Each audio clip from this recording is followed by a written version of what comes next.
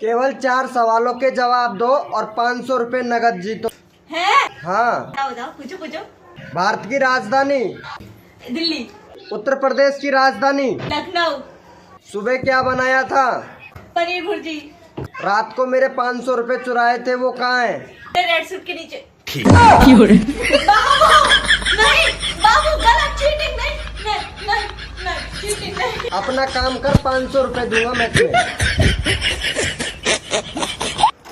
बाबू phone का wifi on कैसे होगा? सेटिंग में जाओ और ऊपर देखो, क्या दिखा? पंखा। उसी पंखे में लटक के मर जाओ।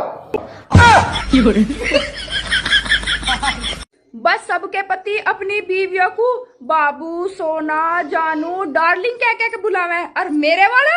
अरे कहाँ गई? अरे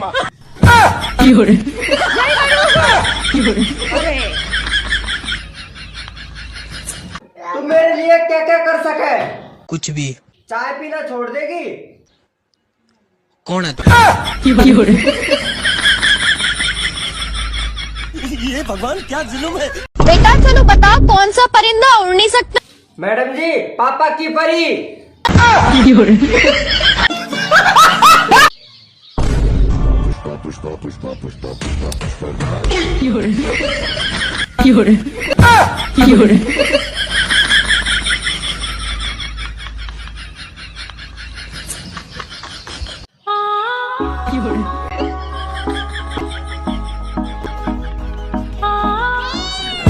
You're